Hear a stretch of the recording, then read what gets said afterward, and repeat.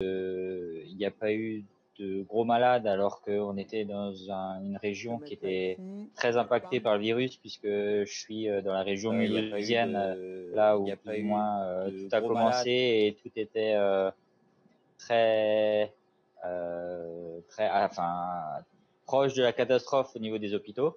Mhm. Donc, pour ma part, tout ça, Ça s'est bien ça passé. s'est bien passé. Oui. Alors, donc ça, c'était la part du confinement. C'est vrai que le Grand Est, c'était le premier point chaud de la pandémie. Et puis, donc après, c'est descendu sur le Paris, la région. Et alors aujourd'hui, comment tu as vécu tes premiers jours de déconfinement? Est-ce que tu as pu reprendre la raquette et taper contre un mur?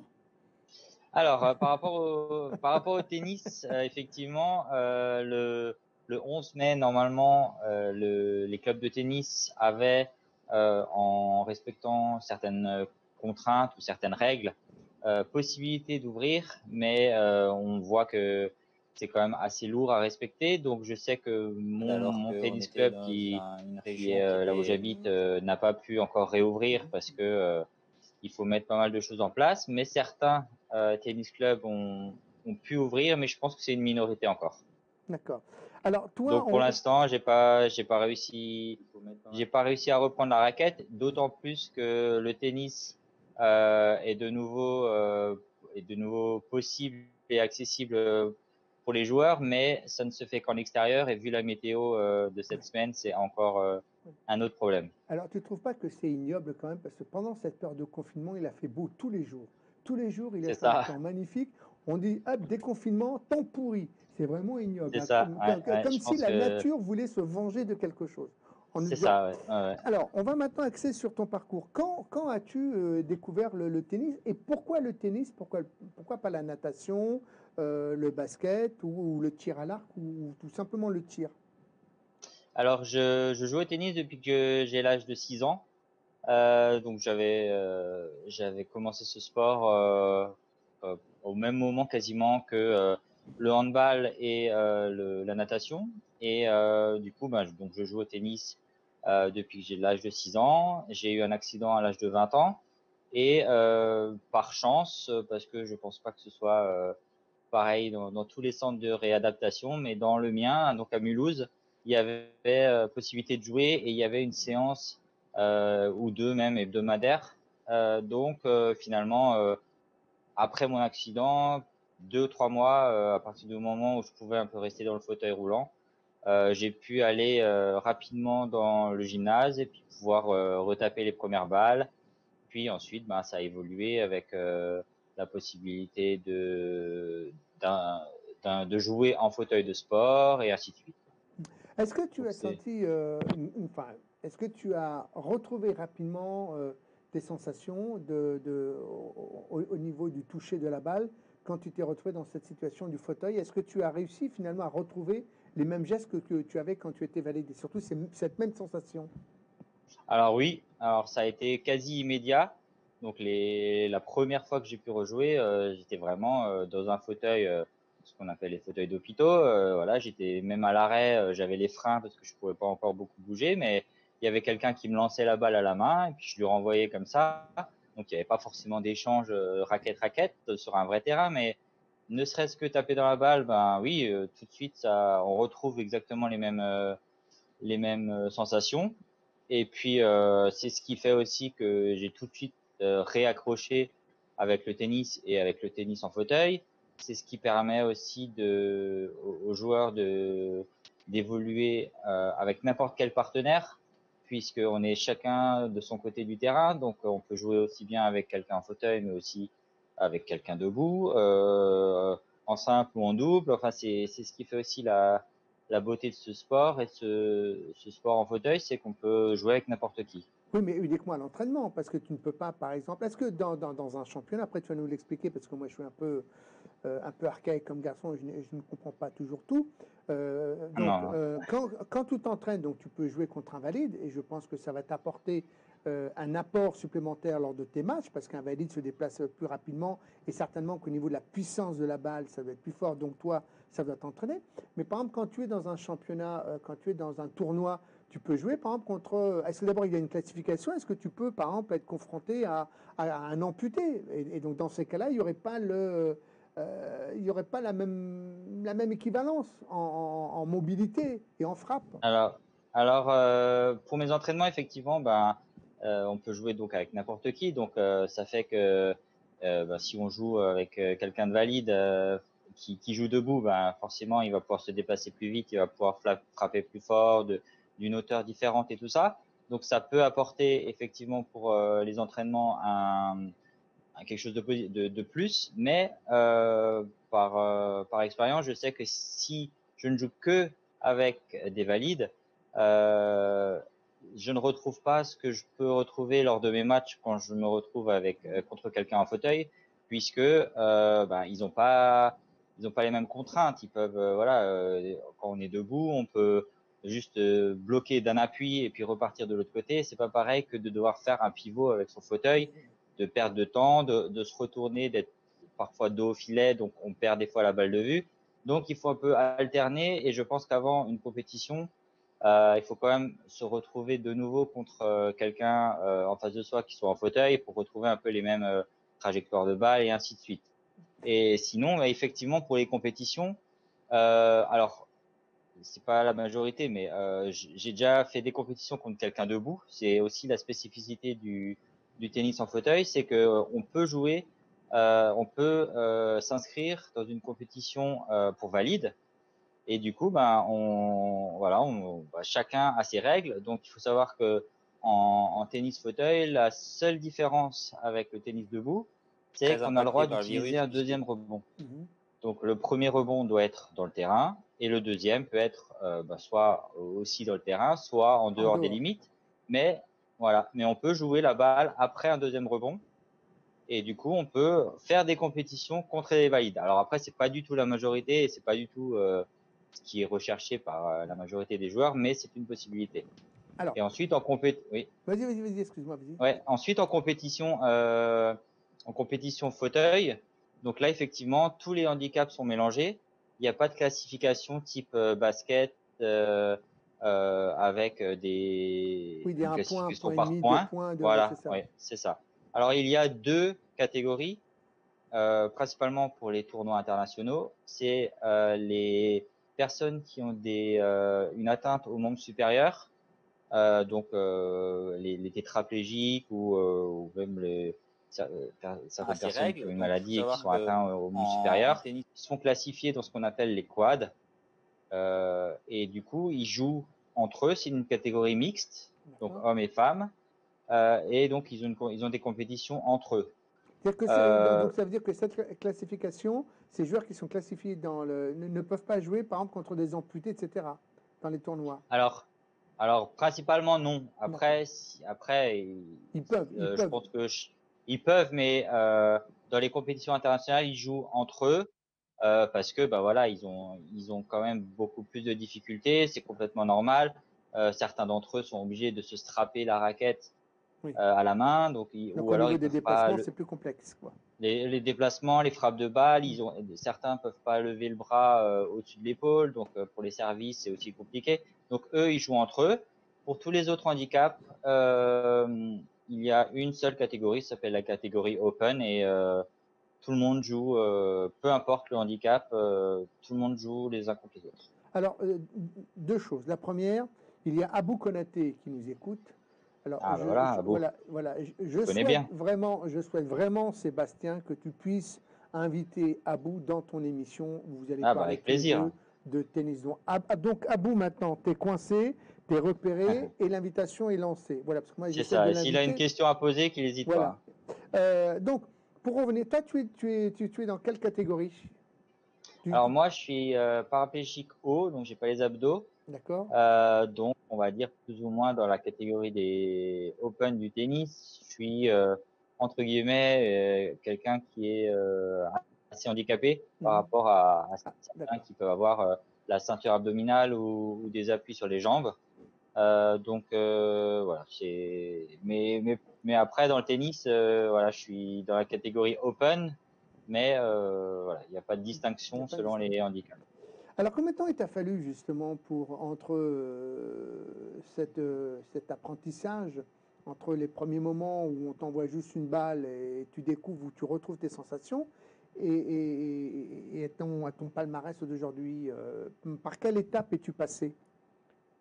Alors, le fait d'avoir joué depuis tout petit, euh, juste avant mon accident, j'avais, on va dire, un petit niveau régional, donc rien d'extraordinaire. Mais pour autant, ça m'a permis quand même de progresser assez rapidement euh, dans les premiers classements français. Et après, j'ai eu l'opportunité, après mon cursus d'études, j'ai fait un BTS. Après mon BTS, j'ai eu l'opportunité de partir plusieurs mois en Australie. C'était une volonté de ma part de faire ce Pourquoi, oui, alors, voyage. pourquoi Voilà. l'Australie? Pourquoi l'Australie? Pourquoi pas Alors, par exemple le Canada ou les États-Unis? alors c'était un rêve depuis tout petit d'aller en Australie et de pouvoir apprendre l'anglais en Australie. Et puis c'est vrai qu'après le BTS, j'avais eu cette opportunité-là et donc je l'ai saisie et je suis parti là-bas pour faire un espèce de sport-études. Et tout s'est bien goupillé dans le sens où j'ai trouvé l'université qui proposait du tennis en fauteuil. L'entraîneur là-bas avait déjà entraîné un joueur qui avait été classé dans les 10 premiers mondiaux, donc il s'y connaissait vraiment bien. Donc en fait, je suis très très bien tombé. Et puis pendant ces 7 mois, j'ai fait, j'ai appris l'anglais le matin et puis j'avais le tennis l'après-midi. Et donc ça m'a permis d'énormément progresser. Et quand je suis revenu en France, j'avais franchi plusieurs paliers en un minimum de temps, ce qui m'a permis en 2-3 ans au final, après avoir débuté, de pouvoir jouer au niveau international. Quel est ton regard, par exemple, quand tu es arrivé en Australie? Alors, quel regard les Australiens portent, par exemple, sur les sportifs en situation de handicap? Ici, en France, souvent, d'abord, on dit, ah, mais il a un handicap et il pratique un sport. Voilà. Est-ce qu'en Australie, bon, on sait que c'est des Anglais, des Anglo-Saxons, donc ils ont une approche différente. Est-ce que toi, cette approche et cette perception, tu l'as senti également? Alors c'est vrai que j'ai eu, alors c'était au tout début de mon handicap, donc j'avais pas forcément encore tout le recul que je peux avoir maintenant vis-à-vis de ce sujet-là. Mais j'ai passé 7 mois là-bas. Pendant ces 7 mois là-bas, j'ai senti que vis-à-vis du handicap, il y avait vraiment eu, j'avais rien senti de spécial au final. C'est vrai que c'était quelques années après les Jeux Olympiques et du coup les Jeux Paralympiques de Sydney. Et je pense que dans un pays, quand il y a ce genre d'événement, le regard de la population change. Donc, je pense que les Australiens étaient avaient eu cette expérience vis-à-vis des Jeux paralympiques et du coup du sport handicap. Donc, il n'y avait pas eu, enfin voilà, c'était plus ou moins normal. Et donc, c'est une très bonne expérience. Alors, je tenais, puisqu'il vient juste de se connecter, je tenais à remercier Serge Mabali, puisque c'est Ouais, grâce à lui. D'abord, tout à fait, oui. voilà, je devais l'inviter, puis après, Serge, très humblement, a dit oh, non, non, moi, non, moi, je veux plutôt t'envoyer quelqu'un de beaucoup plus compétent, etc. Mais ça Ah, je le pourrait aussi te reconnais. faire un deuxième invité. Le premier sera Bou, et puis le deuxième sera Serge. Euh, comment, quand tu as décidé de t'investir à fond dans le tennis, comment tu te prépares, par exemple, psychologiquement et physiquement avant d'affronter un tournoi? Et après, la deuxième question, c'est quels sont les tournois que tu préfères jouer et quels sont ceux que tu détestes? Parce qu'il y a certainement une histoire de terrain, entre le Ah oui. gazon, enfin, je ne sais pas si vous jouez sur un gazon ou pas, entre les surfaces rapides ou la terre battue. Donc voilà, voilà un peu C'est vrai. les questions. C'est vrai qu'au niveau du tennis, il y a tellement de paramètres à prendre en compte que il y a celle effectivement de la surface. Donc on peut jouer sur toutes les surfaces, même si en France ou même enfin dans le monde, il y a très très peu de terrain en gazon. Donc je vais plus ou moins La éliminer seule quand même cette difficulté surface. Mais qui est après toutes recherchée les autres par la surfaces, donc majorité le des joueurs, dur, mais la c'est terre une possibilité. battue, Alors, Et même de la ensuite, moquette. après, ça peut être en intérieur, Ici en en France ou extérieur. même Donc dans moi, quasi j'ai enfin, dans le pas monde, une, il y a très peu de terrains j'aime en pas trop gazon. trop la terre Donc battue je vais pour moins diverses éliminer cette raisons. surface. Mais La après, raison toutes est les autres aussi surfaces, donc les parce murs, que la terre battue, le même terrain de la est pas moquette. tout à fait égal, on va Après, ça peut dire. être Vu en que intérieur, en extérieur. c'est pas c'est pas du ciment ou c'est pas du béton, donc il y a des inégalités. Et avec mon handicap, ça me permet pas d'avoir un très bon équilibre. Donc voilà, j'en raffole pas trop. Après, j'ai déjà joué beaucoup de tournois sur cette surface, mais c'est pas ma surface de prédilection. Je préfère le dur en intérieur. Voilà. Si j'avais à choisir, c'est cette surface-là. Et après, pour préparer les tournois, il y a différentes périodes dans l'année, on va dire. Souvent les mois d'hiver, donc je dirais à partir du 15 novembre jusqu'à mi-février, il y a très peu de tournois, même s'il y en a maintenant depuis quelques années un ou deux par-ci par-là, mais il y en a très peu, donc au final ça reste une période, une grosse période de travail.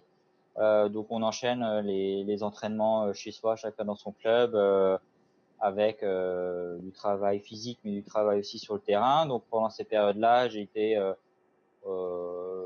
enfin les grosses périodes, les gros hivers, c'était 6 entraînements par semaine avec 2 entraînements physiques en plus, donc ça faisait deux entraînements des fois par jour.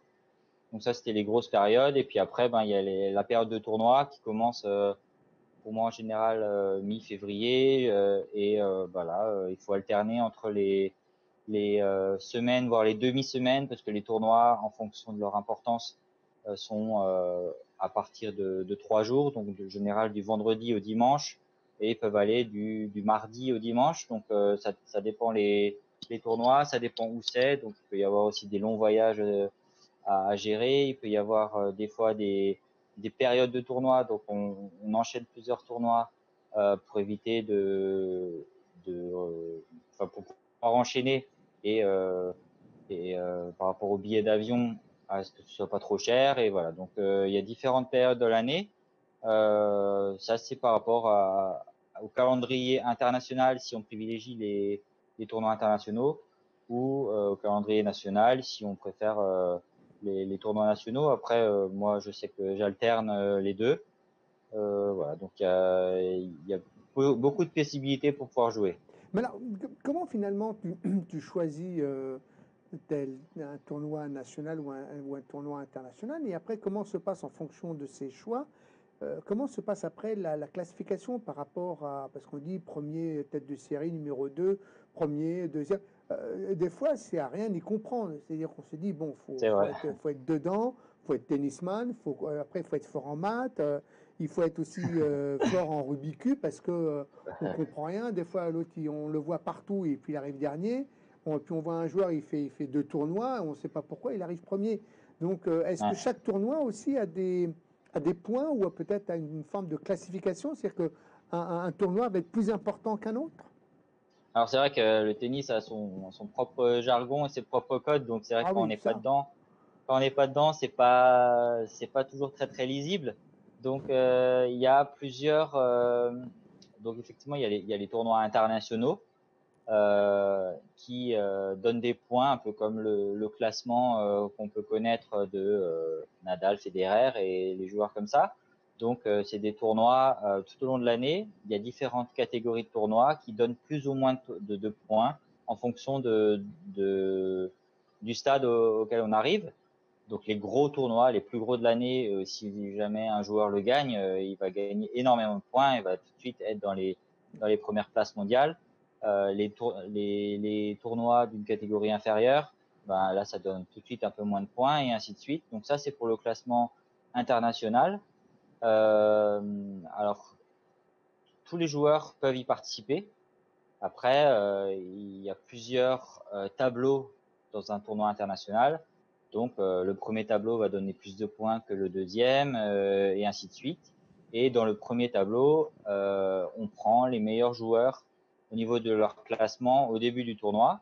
Et ceux qui sont un peu moins bien classés sont dans le deuxième tableau, et ainsi de suite. Donc ça, c'est le format du classement international. et le classement international du coup est pris en compte, on va dire, pour les meilleurs joueurs français, donc pour après sélectionner les joueurs pour l'équipe de France, pour les grandes échéances internationales. Alors, il faut être classé dans les combien pour faire partie de l'équipe de France? Il faut être parti dans les 4 premiers, 5 premiers, 8 premiers? Alors, l'équipe de France est composée de 4 joueurs, donc oui, les 4 premiers. Et pour les Jeux paralympiques, c'est pareil. C'est 4 athlètes par nation. Donc, il faut être dans les 4 premiers français, en sachant que depuis maintenant, quasiment depuis que j'ai commencé, donc depuis le début des années 2000, pardon, la France est un très très fort pays.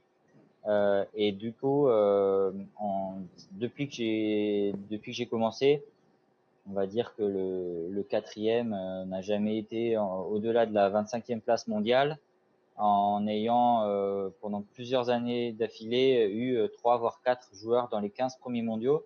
Donc la concurrence est assez relevée. Oui, mais par exemple, regarde, si on prend Stéphane Houdet, par exemple, il a été quand même numéro 1 à une époque. Voilà. Là, on a eu 3, depuis que j'ai commencé, donc depuis début des années 2000, on a eu 3 joueurs qui ont été numéro 1 mondiaux. Il y a Donc Nicolas avec Michael Peffer Jérémiaz, ouais, Nicolas Pfeiffer, oui. voilà, et Michael Jérémiaz. Donc en un minimum de temps, et puis ils ont joué les 3 en même moment.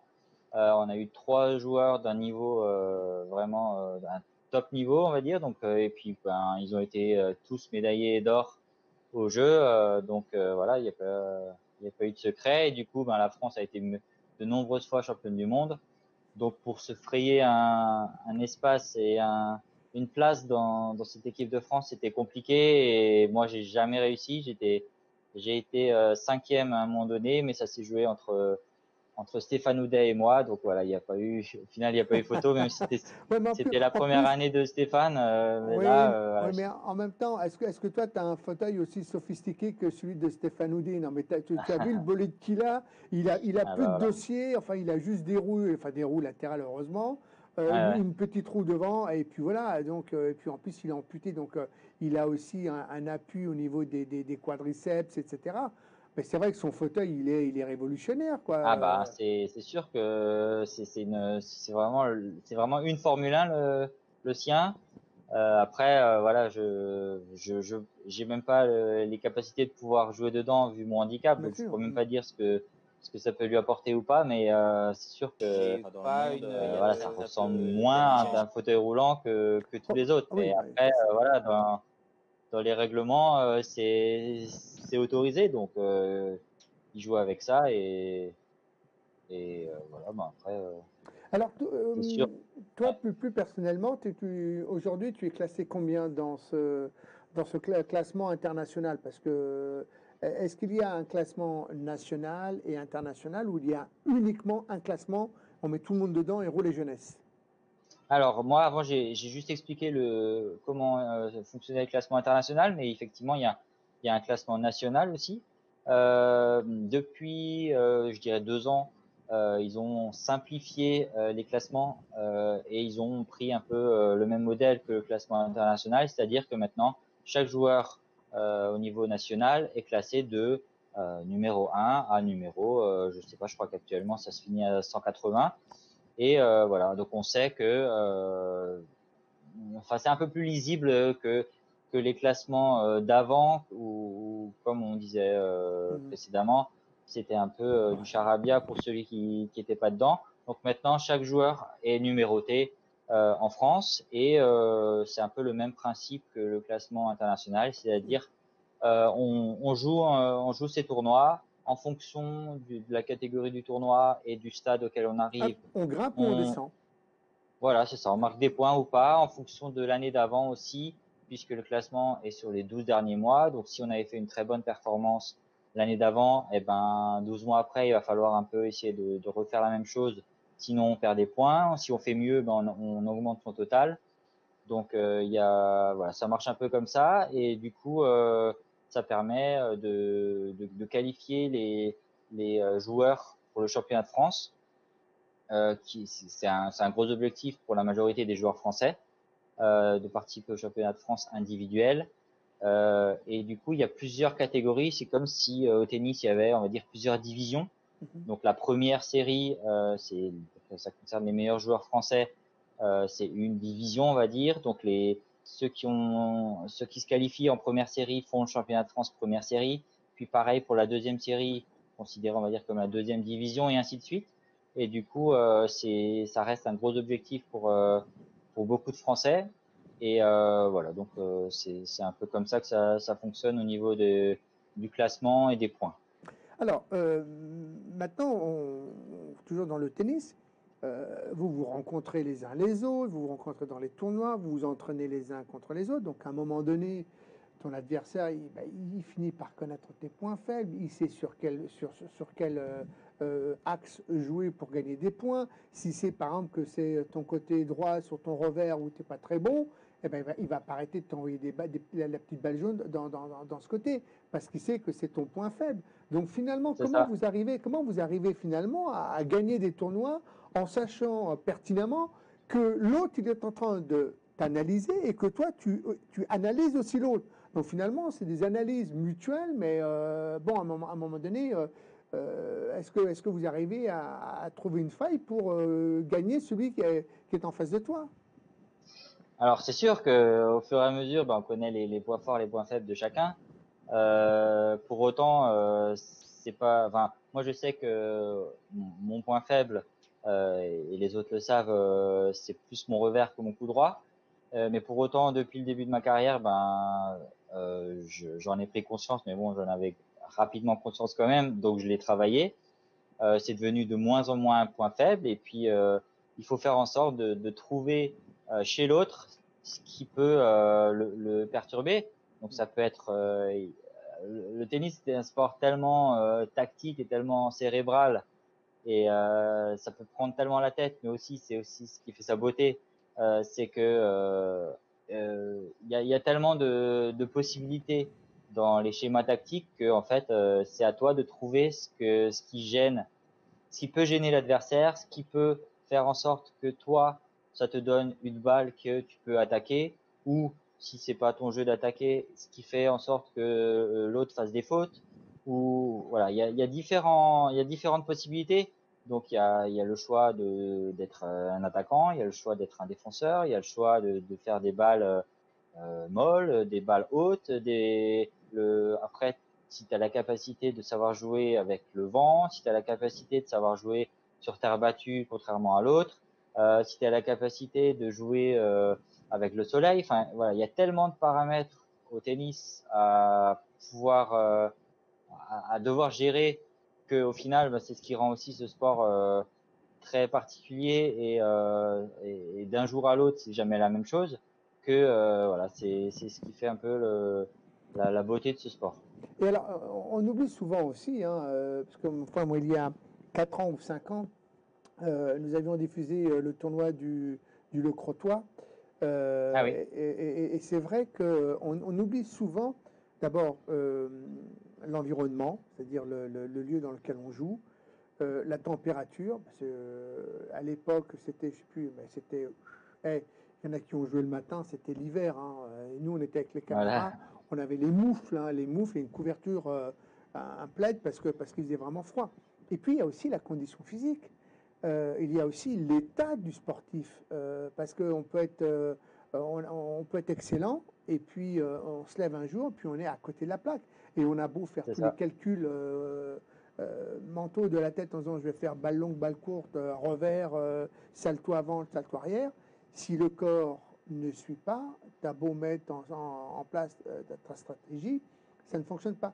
Donc comment toi tu réagis quand tu es dans cette situation, quand tu as le sentiment que tu es en dehors et que tu dois jouer? C'est-à-dire qu'il y a des ouais, choses, tu veux mettre en place, mais ça ne se met pas en place. Donc dans ta tête, ça doit cogiter. c'est ça. Bon, ça fait bien quelques années que j'ai vu l'expérience que j'ai, que je me dis que de toute façon, il y a très peu de matchs, voire pas aucun match. Où j'en ai un en tête, mais voilà, sur quasiment les 1000 que j'ai déjà joué, mais où en fait tu es sur un nuage de A à Z. Voilà, c'est impossible. Ça m'est arrivé une fois, mais sinon, il y a toujours des moments où ben voilà, tu fais des fautes, tu comprends pas tout. Donc en fait, ben, le tennis, tu dois mettre en place plusieurs stratégies dans ton jeu. Tu as bien sûr ta tactique de prédilection. Si celle-ci elle marche de A à Z, ben voilà, ton match il se déroule comme sur des roulettes, c'est le cas de le dire. Et du coup, ben tu vas gagner plus ou moins assez facilement et sans avoir à chercher de solution. Mais sinon, il te faut un plan A, un plan B, un plan C, voire D. Enfin, il faut trouver le plan qui fasse en sorte que tu gagnes des points, qui te fasse gagner des jeux et à la fin tu gagnes un match. Et donc c'est ça qu'il faut chercher pendant le match.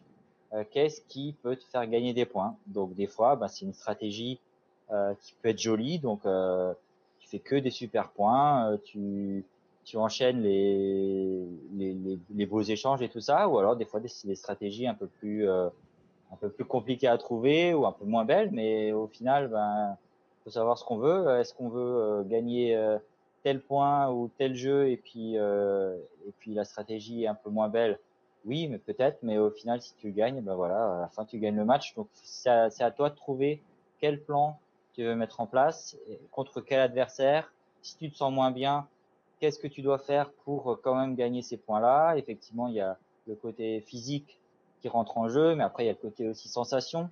D'un jour à l'autre, tu sens la balle ou tu sens pas la balle. Pourquoi Ben voilà, tu peux pas trop le dire des fois, mais c'est comme ça.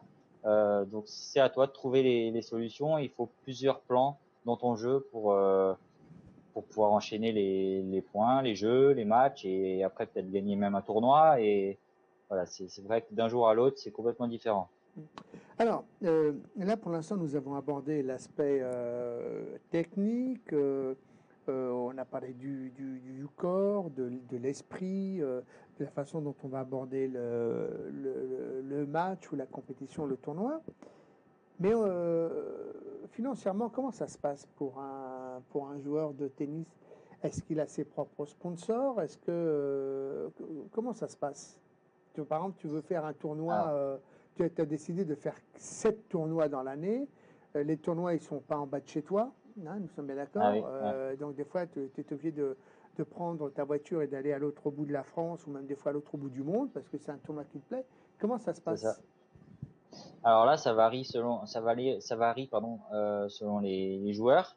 Il y a des joueurs qui sont obligés quasiment de payer l'intégralité de leur saison parce que ils n'ont pas de sponsor, parce qu'ils n'ont pas un club qui peut les aider, ou voilà, ou sinon parce qu'ils n'ont pas forcément peut-être le classement qui leur permet de pouvoir démarcher des sponsors. Pour ma part, j'ai eu la chance d'être tombé dans un club qui avait les moyens et qui était tourné vers l'aide des joueurs. J'ai eu la chance de pouvoir progresser assez rapidement, donc du coup j'ai atteint un niveau au niveau national rapidement, ce qui m'a permis d'avoir des sponsors privés pour payer mes déplacements. Mais c'est vrai que c'est un sport qui est assez cher, déjà au niveau du matériel, et après, ben, vu que les compétitions se déroulent minimum pendant 3 jours, maximum pendant 5. 6 jours pour un tournoi, ben, c'est sûr que c'est une somme, ne serait-ce que le déplacement. Puis après, quand on arrive en tournoi, en général, le tournoi propose un forfait, donc qui comprend l'hébergement, la restauration, les transports si on vient pas avec son véhicule personnel. Mais c'est un coût. Donc quand on veut faire de la compétition, quand on veut enchaîner un peu les tournois pendant l'année, c'est un budget non négligeable. Par exemple, pour un tournoi, par exemple, national et international, ça varie de quoi, par exemple? Ça va Alors du le double, triple tournoi, ou? ah, alors ça dépend vraiment où on va, mais on va dire un tournoi national. Donc c'est en général un format sur 3 jours. L'inscription, c'est à peu près 150 euros. Mhm. Voilà, ça comprend l'inscription au tournoi en lui-même, l'hébergement, la restauration, les transports sur place, voilà. Et donc ça, c'est un tournoi national. Après, il faut pouvoir se déplacer aussi sur le lieu. Donc en fonction, est-ce qu'on peut prendre sa voiture, est-ce que c'est loin ou pas loin, est-ce qu'il faut prendre le train ou l'avion, ça c'est encore à rajouter. Et après, un tournoi international qui est selon les catégories de 3 à 6 jours, ben c'est plus aux alentours de 300-350 euros pour tout ce qui est inscription, hébergement, restauration. Et à ça, faut rajouter, ben, si c'est dans un autre pays, ben, les frais d'avion et tout ça. Donc, un tournoi international, on va dire, je vais prendre l'exemple d'un tournoi international aux États-Unis, faut plus compter 7 à 800 euros pour un tournoi. C'est pour ça que si on a l'opportunité d'enchaîner 2 voire 3 tournois dans le même pays, si on se déplace en avion, ben, c'est ça de gagner au niveau du billet d'avion. Alors, il y a, tu dois connaître Bruno Vigourou qui dit il y a des Ah, bah joueurs oui, qui dorment dans la voiture aussi, même en ayant c'est battu ça. Monsieur Serge Mabali. Ah, voilà. Ah, mais c'est vrai qu'il y en a qui sont obligés de trouver Des solutions. de trouver des solutions pour que ça coûte moins cher. Et d'ailleurs, bah, moi, je leur tire mon chapeau parce que bah, c'est pas forcément évident. Mais oui, il y en a quelques-uns qui dorment dans leur voiture. Certains prennent un hébergement un peu moins cher. Du coup, ne partagent pas l'hôtel avec les autres joueurs. Mais voilà, ils sont obligés de faire ça pour pouvoir quand même jouer, pour pouvoir enchaîner les tournois. Donc, ben voilà, il y en a qui sont obligés de trouver des astuces, quoi. Oui, mais alors, quand on est sportif et qu'on travaille, donc on doit forcément trouver un arrangement avec son employeur, parce que s'il y a un tournoi qui est du mardi au dimanche, ça fait mardi, mercredi, jeudi, vendredi, ça fait quand même 4 jours qui partent à la trappe. Donc, C'est ça. il y a des arrangements avec toi, par exemple, tu travailles, tu es indépendant ou tu ne vis que de ton tennis? Alors, toutes mes activités sont tournées autour du tennis. Mon emploi, c'était éducateur de tennis. Mhm. Donc, dans une école de tennis, je donne des cours, j'ai passé mes diplômes. Donc là, je me suis arrangé avec eux pour pouvoir donner mes cours en début de semaine. Et du En coup, ben, ça fonction, me est-ce qu'on laissait peut toute la prendre fin de sa voiture, semaine est-ce que c'est pour loin ou faire pas des loin? tournois. Et après, ben, vu que je Quartier donnais des libre. cours après c'est quartier libre, surtout pendant les vacances scolaires, puisque je donnais des cours dans une école de tennis et en général c'est fermé pendant les vacances scolaires. Donc, ben, s'il y avait un gros tournoi pendant les vacances scolaires, je pouvais le faire. Si il y avait un tournoi pendant la période scolaire, là c'était déjà plus compliqué. Donc, j'avais le droit peut-être à une ou deux fois dans l'an pour pouvoir faire ces tournois-là. Mais sinon, ben, je faisais une croix dessus et puis je gérais mon calendrier différemment. Euh, Roland Garros, tu y participes, ça doit être quand même quelque chose d'assez phénoménal. Alors non, j'ai pas. T'as pas Ah, fait. Alors pourquoi tu n'as pas alors eu non, le privilège de faire Roland Garros? Parce que ce sont les 4 premiers qui participent, c'est ça? non, même pas, même pas. En fait, Roland Garros, c'est donc ça se déroule pendant Roland Garros valide Mhm. et du coup, il est ouvert à 8 joueurs dans le monde. Donc il y a 8 que joueurs 8 joueurs. mondiaux? Les 8 Voilà, premiers c'est joueurs ça, mondiaux. c'est ça, Mais c'est la pas plus, ouais. discrimination. Ah bah c'est leur petit circuit de top joueurs. Donc Ils sont pas dans cool, les c'est pas huit cool joueurs, ça. alors, en fait c'est 7 joueurs plus une invitation. D'accord. Donc mais bon, par exemple. Vu qu'il y a depuis maintenant 10-15 ans les joueurs Les trois, dont oui, on a ceux qu'on a cité avant, cités tout à l'heure. le Pfeiffer, Houdet ou Jérémias qui étaient dedans, voilà, les places pour les Français étaient déjà prises et Mais verrouillées. Donc il fallait embaucher des Mexicains et faire un kidnapping des 3 joueurs et voilà, c'est ça, ouais. demander une Ah ouais. rançon. Non, non, mais ça fait que oui, 8 joueurs, ben ça donne pas beaucoup de place. Donc il y a 8 joueurs chez les hommes, 8 joueurs chez les femmes. Et maintenant, ils ont ouvert à la catégorie des quads. Mais bon, ça fait très peu de joueurs qui peuvent jouer Roland Garros au final, quoi. Alors, il y a un deuxième événement qui a priori, semble important, c'est celui du parc de Sceaux. Oui. Est-ce que c'est le deuxième plus gros événement en France? Alors oui, donc c'est la catégorie de ce tournoi s'appelle les super séries. Et donc effectivement, c'est la catégorie juste en dessous des grands chelems dont fait partie Roland Garros. Il y en a 4. Il y a 4 grands chelems, les 4 grands chelems, les mêmes que les valides. Et en dessous, il y a la catégorie super série. Donc c'est ce qui donne un maximum de points pour le joueur qui gagne ce tournoi-là. Et donc effectivement, au parc de Saules à Antony, il y a un Super Série. Alors il a été annulé cette année même avant Le coronavirus. le coronavirus. Donc j'espère qu'il aura de nouveau lieu l'année prochaine. Mais oui, c'est un des plus gros tournois. Donc c'est dès la première année où j'ai pu le jouer, j'y suis allé. Donc au début, j'étais vraiment dans Et là, les. c'est ouvert à tous. Là, c'est ouvert à tous. Voilà, c'est ouvert à tous, oui. D'accord. C'est ouvert à tous. Les premières années où je l'ai fait, j'étais dans le 4e tableau. Donc c'était un tableau uniquement avec des joueurs français. Et puis, on avait la possibilité de partager cet énorme tournoi avec les tout premiers joueurs du monde qui, eux, jouaient dans le premier tableau. Mais du coup, les matchs s'enchaînaient et puis tu pouvais jouer à côté d'un match avec les meilleurs joueurs mondiaux à côté de toi. Pour autant, tu étais un des joueurs qui étaient considérés comme débutants. Et voilà, donc ça, c'était la particularité de ces gros tournois, c'est que tous les niveaux se retrouvaient dans le même tournoi, même si on jouait pas dans les mêmes tableaux. Toi, plus personnellement, quel est le tournoi que tu préfères? Quel est celui Alors, pour toi qui est indispensable dans ta vie de tennisman? j'ai un faible pour le tournoi de l'île de Ré. Donc il y a un tournoi international qui se fait là-bas depuis 2000. Alors je crois qu'il se fait depuis 2005. Moi j'y vais depuis 2006. Voilà, donc j'ai loupé aucune édition depuis 2006. Le tournoi de l'île de Ré, donc c'est un cadre, c'est un très beau cadre. C'est un cadre idyllique, L'hôtel, hein, voilà, c'est ça. Ouais. Il y a quasiment tout sur place. On est bien logé, chouchouté. Ouais, vous êtes on bien mange chouchouté. bien. Et c'est ouvert à Voilà, tous? il y a Il est tout. ouvert à tous, Oui. ce tournoi? C'est-à-dire qu'il y a internationaux, les gens viennent du bout du monde, ou c'est uniquement Cocorico bleu, blanc, rouge?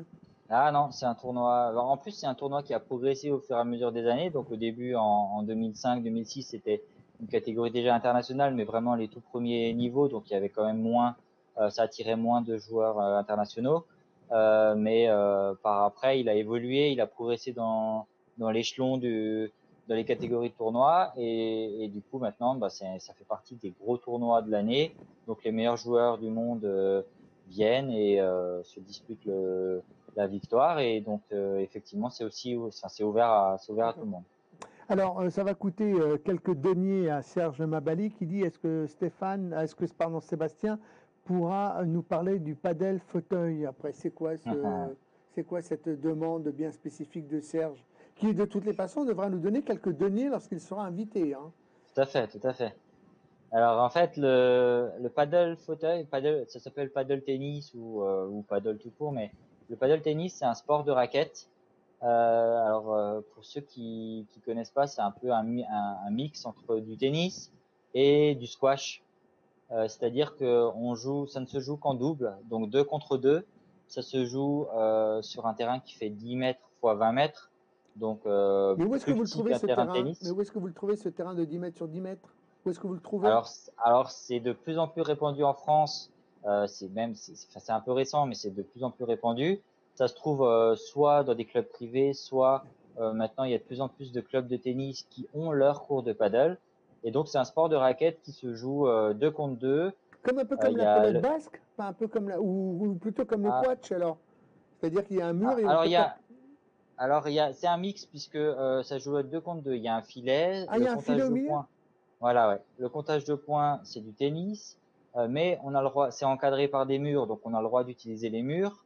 Donc voilà, je sais que c'est un sport qui est peu connu encore et que j'essaye de développer au niveau français. C'est très très répandu en Espagne puisque c'est un sport qui vient d'Espagne et d'Argentine, donc c'est très répandu là-bas, y compris en fauteuil.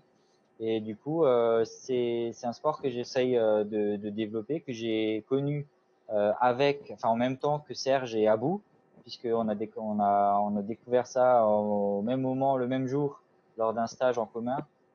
Et puis on a accroché tous à ce sport, puisque c'est un sport très ludique, assez facile d'accès, contrairement au tennis, puisque je dirais que c'est un peu moins technique, on peut vite faire des échanges. Donc c'est pour les débutants, c'est très facile d'accès. Donc voilà, c'est un sport que je vais essayer de Le développe. développer dans les mois et les années à venir parce que je pense qu'on peut vite s'amuser et passer de bons temps tous ensemble. L'équipe de France, on en a un peu parlé.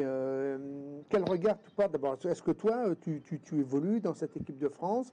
Et après, quel regard tu portes sur nos équipes de France? Parce qu'il y a les filles et les garçons aussi. Alors l'équipe de France, non, j'ai jamais eu l'occasion de pouvoir être sélectionné. Donc j'étais pas loin à un moment donné, mais comme j'ai dit Oui, avant, ça oui. s'est joué Stéphane Houdet, donc j'ai pas Stéphane eu. Houdet, il est pas Voilà. gentil, hein, Stéphane. Donc voilà. Mais pour autant, je suis dans. Alors il y a le groupe équipe de France, puis après en dessous il y a le groupe relève ou le groupe espoir. Donc ça permet de faire des stages au Centre national à Paris. Donc j'y figure encore actuellement. Et voilà, donc c'est un peu. J'ai jamais été en équipe de France, mais je suis dans ce groupe qui est juste derrière, on va dire. Et le regard que tu as justement sur ces deux équipes, Ah oui. Donc du coup, donc l'équipe de France est chez les hommes, c'est voilà, c'est assez impressionnant le niveau qu'ils ont. C'est sûr qu'avec Stéphane, Nicolas, Mickaël, qui ont tous été numéro 1 mondiaux et tout ça, qui ont gagné tous les plus grands tournois, réunis tous ensemble, ça fait que l'équipe de France a gagné de multiples médailles d'or ou de champion, de titre de champion du monde. Donc c'est voilà, c'est ce qui se fait de mieux quasiment depuis 10 ans en termes d'équipe de France hommes, enfin en termes d'équipe hommes, on va dire, dans le monde entier. Là encore, pour les Jeux à Tokyo, je pense que Nicolas et Stéphane ont de ils grandes sont en chances. double les deux? Ils jouent en double aussi? Sont tous les deux en double? Alors, alors c'est pas, enfin, ça n'a pas encore été fait, mais je pense que voilà, ils vont jouer en double puisqu'ils sont médaillés d'or en titre, donc ils vont essayer de Bah, c'est conserver de leur défendre, titre. bah Et oui. voilà, et puis ils figurent encore dans les toutes premières paires mondiales. Donc voilà, je pense que c'est un secret pour personne s'ils jouent ensemble, s'ils jouent ensemble, quoi. Et après, chez les femmes, alors il y a eu une très bonne équipe lorsque il y avait Florence Gravelier, donc ça remonte maintenant à un peu plus de 10 ans, mais qui a été plusieurs fois titrée en équipe, puis aussi aux Jeux paralympiques. Actuellement, c'est un peu en dessous, mais l'équipe est plus jeune qu'avant et du coup, je pense que elles vont faire en sorte de progresser, d'essayer d'accrocher les premières places. Enfin, j'espère qu'avec l'émission que tu vas animer prochainement, que tu vas aussi nous inviter.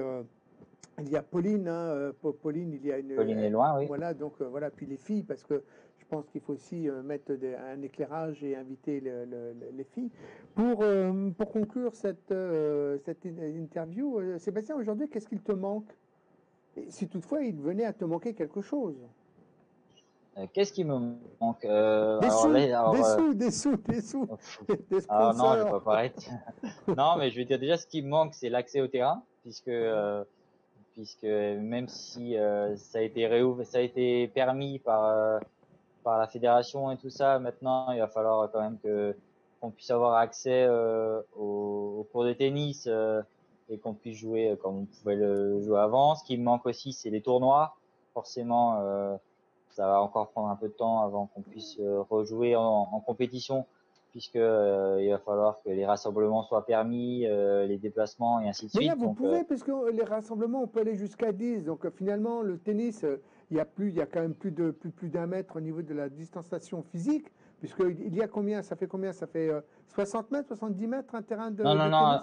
non, non, pardon, un terrain, ça fait à peu près 20-25 mètres. Ah bon, ça va, donc Ouais. tu peux postillonner tranquillement, hein? Alors oui, mais pour autant, là, pour pouvoir jouer, il y a tellement de règles qui ont été mises en place. Quand tu rentres, il faut te mettre du gel, il faut laver Tes ta pneus. chaise ou ton banc avec du produit. Il faut prendre chacun ses balles, mettre un marquage sur les balles. T'as pas le droit de prendre à la main la balle de l'autre. Tu n'es obligé que de pouvoir prendre tes balles à toi. Enfin voilà, ils ont mis toutes ces règles en place. Donc oui, on peut jouer au tennis Encore faut-il que ton club soit équipé et tout ça.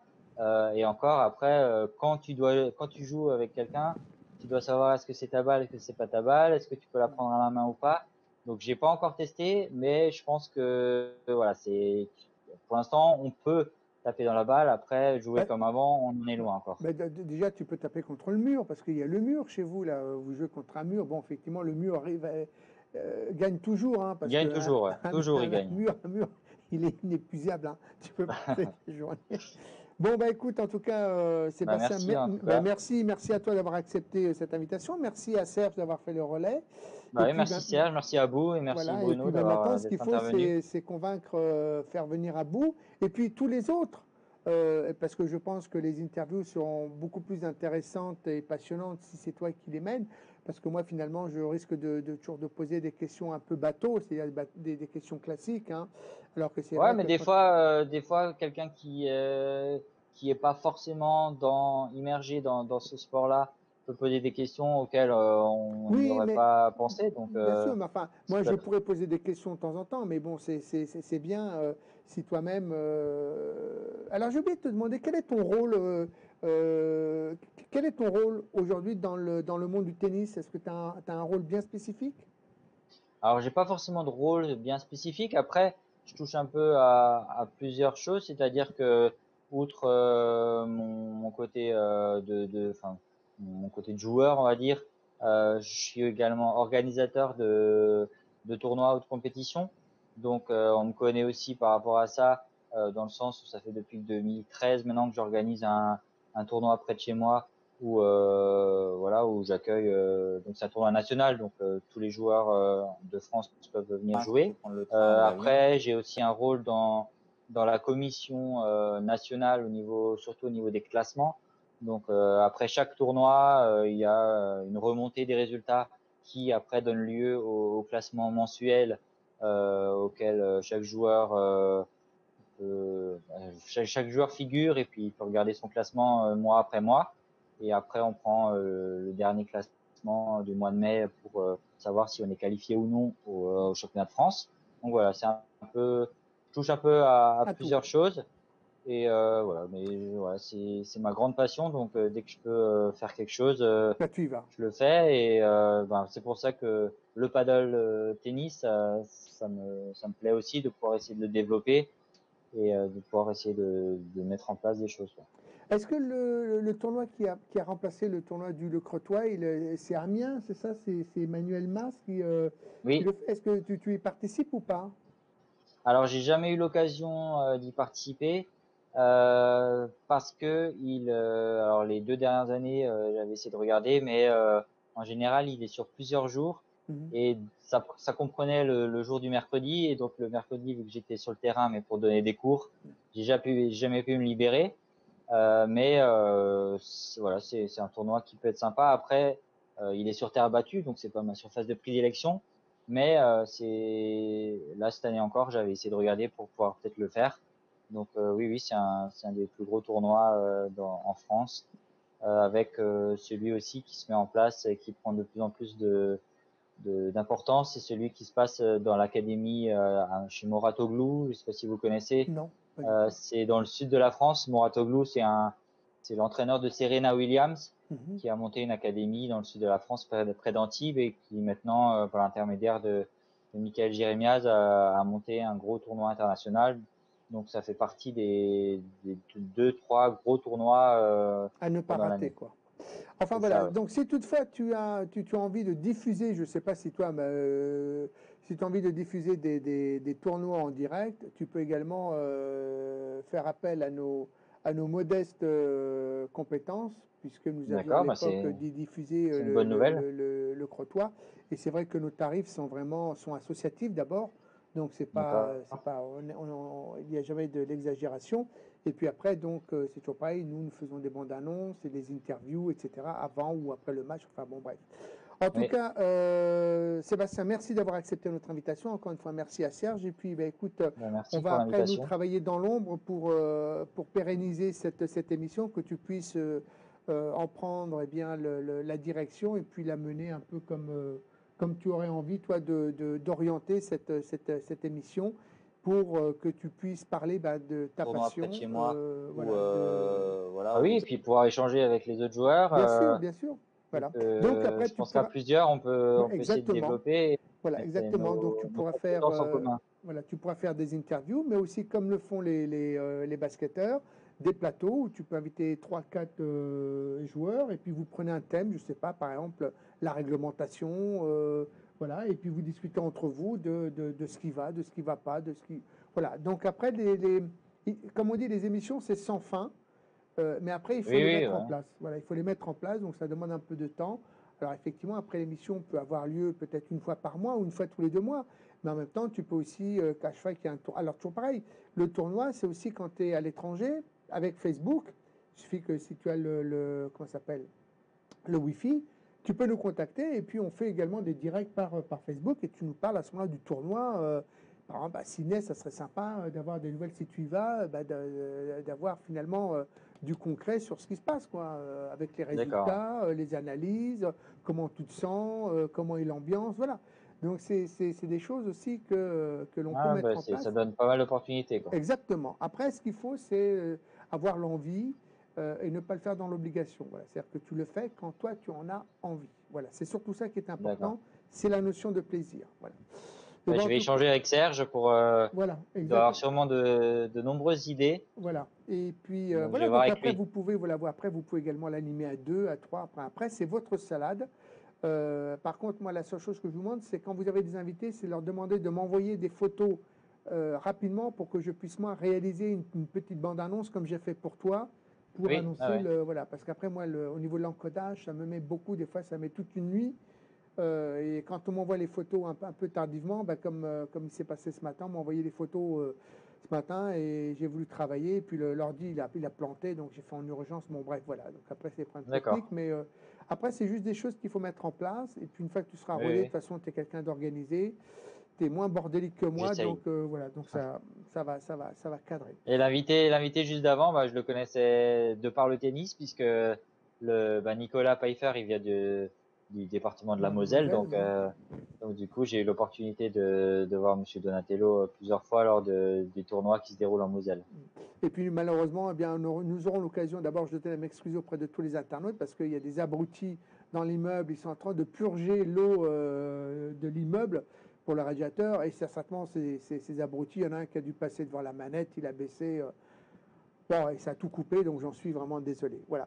En tout D'accord. cas, Sébastien, merci. Pour les autres, n'oubliez pas demain, alors demain, il n'y aura pas d'émission sur les basketteurs parce que vendredi, moi, je m'éclipse pour des raisons sentimentales, donc je ne serai pas là, donc on a déplacé. Et puis demain, de toute façon, à partir de 14h, j'aurai des tas de choses à vous dire pour la suite des émissions concernant le basket. Sébastien, on se dit à très vite, et puis quand tu Oui, veux pour faire ta première émission, dès la semaine prochaine, si tu es dispo, ou même dans 15 jours, pour le temps de te préparer, c'est open, hein. On a de la place, on a de la place, on a de la place. d'accord. Bon, bah D'accord? super. Bah, je vais en informer les autres. Je vais essayer de trouver un sujet et puis Voilà. Les sujets, on déjà, tu peux reviendra vers toi. commencer par des interviews, déjà, hein. Tu peux déjà inviter Abou, Serge, déjà, tu Non, mais vois, pour. à bout, il faudrait plusieurs émissions là. Ce serait pas possible. Alors, allons-y pour plusieurs émissions.